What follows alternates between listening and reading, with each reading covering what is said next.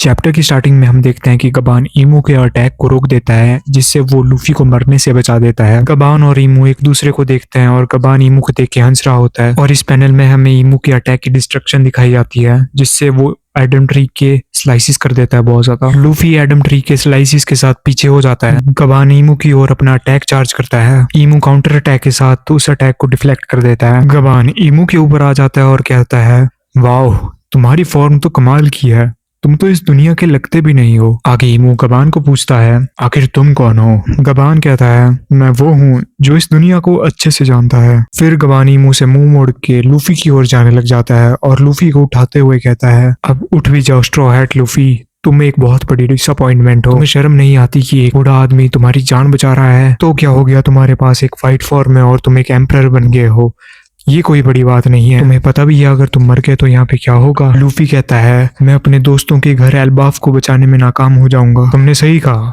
और तुम्हारे क्रूमेट्स का क्या होगा? देखो लूफी, किंग ऑफ पायरेट एक ऐसा आदमी होता है जिसकी डेथ पे सारे लोग खुश होते हैं, क्योंकि उसका थ्रोन अब खाली हो चुका है। और अब तुम यहाँ से जा सकते हो, क्योंकि तुम ऐसे भी इस लड़ाई में बाधा बन रहे हो। ऐसा बोल के गबान लूफी को दूर फेंक देता है और ईमू के ऊपर अटैक करता है प्रेइंग मेंटिस एक्स का। वैसे ईमू इतनी देर से खड़े हो कि इन दोनों का लेक्चर ही सुन रहा था क्या? एनीवेज, तो गबान ईमू को कहता है कि लूफी एकदम जॉय बॉय की तरह दिखाई देता है ना। मुझे जॉय बॉय के बारे में पता है और उसकी बातों के बारे में भी, पर चिंता मत करो, मेरा कोई इरादा नहीं है किसी पुराने आदमी की बातों को इतना सीरियसली लेना। मुझे तो सिर्फ अपने कैप्टन का सपना पूरा होते हुए देखना है। ईमू फिर पूछता है कि आखिर है कौन ये कैप्टन? गबान कहता है, the king of the pirates, Gol D Roger. फिर ईमू को फ्लैशबैक याद आता है तब जो गोल्डी रॉजर पायरेट किंग बना था और उसने आदेश दिया था सबको कि इसके नाम से डी हटाओ और गोल्ड रॉजर के नाम से स्प्रेड करो इसके नाम को।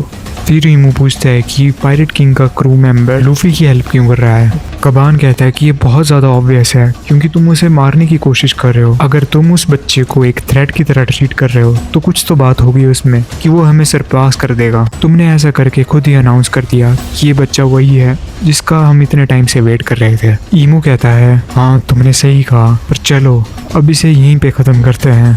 गबान ईमू के ऊपर जंप करता है और कहता है, मुझे माफ करना एडम ट्री, पर मैं तुम्हें ऐसे मारना नहीं चाहता था। और अपनी कॉन्करर हाकी से एक बहुत तगड़ा अटैक करता है। यह अटैक एकदम पिकाचू के थंडरबोल्ट की तरह लग रहा है। यह अटैक लोकी भी सेंस कर लेता है और कहता है, ये क्या चीज है? ईमू भी अपनी स्वॉर्ड का यूज करके गबान के ऊपर अटैक करता है। इन दोनों के अटैक के क्लैश से बहुत ज्यादा डिस्ट्रक्शन होती है और लूफी फिर अचानक से बहुत ज्यादा शॉक हो जाता है और वो देखता है कि गबान एक आर्म कट चुका है और वो जमीन पे लेटा हुआ है।